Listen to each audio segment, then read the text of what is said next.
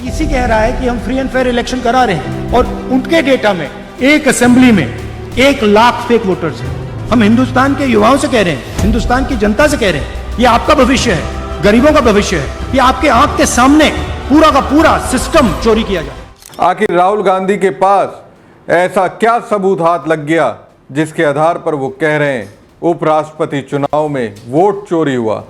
CP Radhakrishnan को उपराष्ट्रपति BJP ने वोट चोरी के दम पर बनवाया।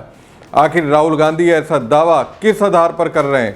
कुछ तो राहुल गांधी के हाथ लगा है जिसके आधार पर वो दावा कर रहे हैं वोट चोरी तो हुआ है। नमस्कार दोस्तों, मैं हूं प्रवीण सानी। दोस्तों, लोकसभा चुनाव और विधानसभा चुनाव के बाद अब उपराष्ट्रपति चुनाव में भी वोट चोरी, ये अपने आप में चौंकाने वाली बात है। ये दावा और कोई नहीं, कांग्रेस नेता राहुल गांधी ने किया है। राहुल गांधी वो हैं जिन्होंने सबसे पहले चुनाव आयोग और बीजेपी को वोट चोर से नवाजा, वोट चोरी के बारे में सबूत पेश किया। फिर इसके बाद बिहार में वोट अधिकार यात्रा निकाली और अब वो कह रहे हैं उपराष्ट्रपति चुनाव में वोट चोरी हुआ है।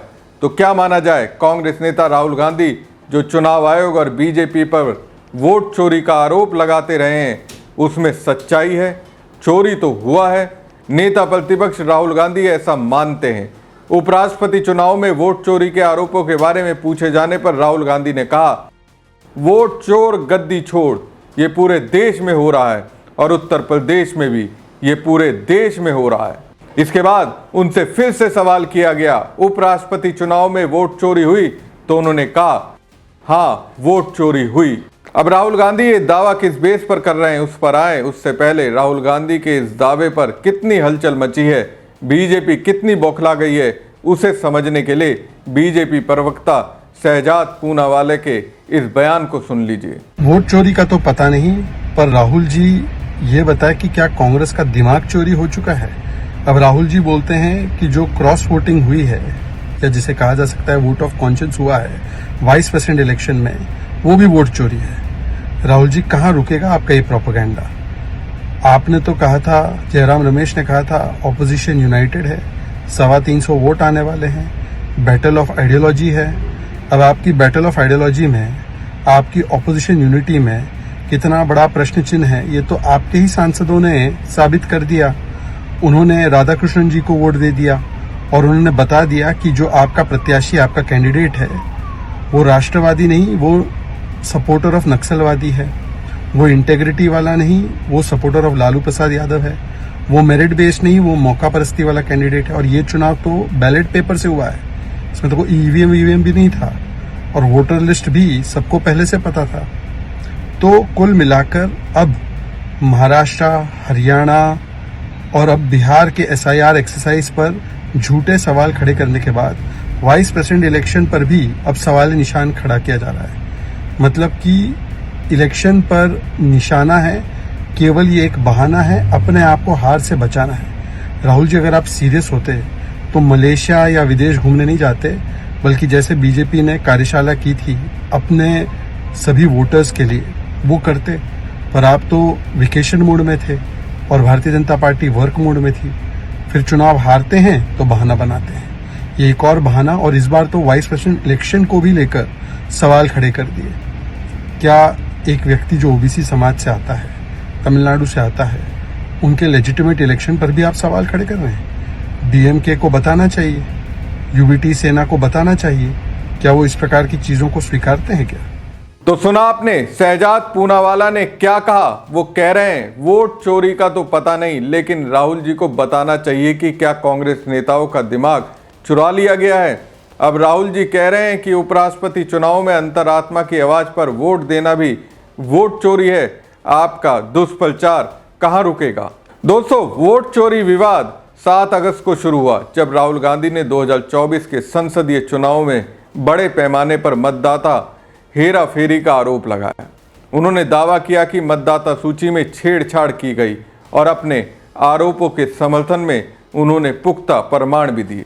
उनके मुताबिक बेंगलोर सेंट्रल के महादेवपुरा में 1 लाख से ज़्यादा संदिग्ध वोटरों की एंट्री थी, जिसमें डुप्लीकेट मतदाता, अमान्य पता और एक ही स्थान पर बड़ी संख्या में पंजीकरण शामिल थे। उन्होंने दावा किया था कि महादेवपुरा क्षेत्र में 1,250,000 वोटों की वोट चोरी हुई, जिसमें 11,965 डुप्लीकेट मतदाता, 40,009 मतदाता फर्जी और अमान्य पता वाले हैं, 10,452 बल्क मतदाता या एकल पते वाले मतदाता हैं, 4,132 मतदाता अमान्य फोटो वाले और 33,692 मतदाता नए मतदाताओं के फॉर्म 6 का दुरुपयोग कर रहे थे, जिसमें 90 वर्ष से अधिक आयु के लोग भी शामिल थे। उन्होंने ऐसे उदाहरण भी दिए जैसे एक मतदाता ने 2 बार मतदान किया। हालांकि चुनाव आयोग पर इसका कुछ भी असर नहीं हुआ। उन्होंने मामले की जांच करने की बजाय राहुल गांधी से ही हलफनामा मांग लिया। राहुल गांधी ने जब मुख्य चुनाव आयोग से सीसीटीवी फुटेज मांगे तो वो मां बहनों की प्राइवेसी की बात करने लगे। हालांकि अपनी ही बात पर चुनाव आयोग नहीं टिका। उपराष्ट्रपति चुनाव में ये दिखा जब बैलेट बॉक्स के पास और वोट डालते नेताओं की तस्वीर दिखने लगी। क्या यहाँ प्राइवेसी की जरूरत नहीं थी? दोस्तों, चुनाव सिर्फ जीतने के लिए नहीं लड़ा जाता, चुनाव चैलेंज करने के लिए भी लड़ा जाता है। मैदान में डट कर लड़ने के लिए भी चुनाव मैदान में उतरना होता है। कांग्रेस की तरफ से उपराष्ट्रपति चुनाव में नैतिक जीत का दावा किया जा रहा है और वोट चोरी का भी आरोप लगाया गया है। राहुल गांधी ऐसा दावा कर रहे हैं। उपराष्ट्रपति चुनाव के नतीजों पर कांग्रेस महासचिव जयराम रमेश ने सोशल साइट एक्स पर अपनी बात रखी और उन्होंने कहा कि विपक्ष उपराष्ट्रपति चुनाव में पूरी तरह एकजुट खड़ा रहा। विपक्ष का प्रदर्शन निसंदेह रूप से सम्मानजनक रहा। संयुक्त उम्मीदवार न्यायमूर्ति सेवानिवृत्त बी सुदर्शन रेड्डी ने 40% वोट हासिल किए। 2022 में विपक्ष को केवल 26% वोट मिले थे। भाजपा की अनगढ़ित जीत वास्तव में नैतिक और राजनीतिक दोनों तरह से हार है। वैचारिक लड़ाई अनवरत जारी रहेगी। इस बात को कांग्रेस सांसद इमरान मसूद ने अपने तरीके से पेश किया। इमरान मसूद ने बताया कि विपक्ष के वोट शेयर में 14% का इजाफा हुआ है। इमरान मसूद ने याद दिलाया कि पहले विपक्ष का वोट शेयर 26% था, जो बढ़कर 40% हो गया है।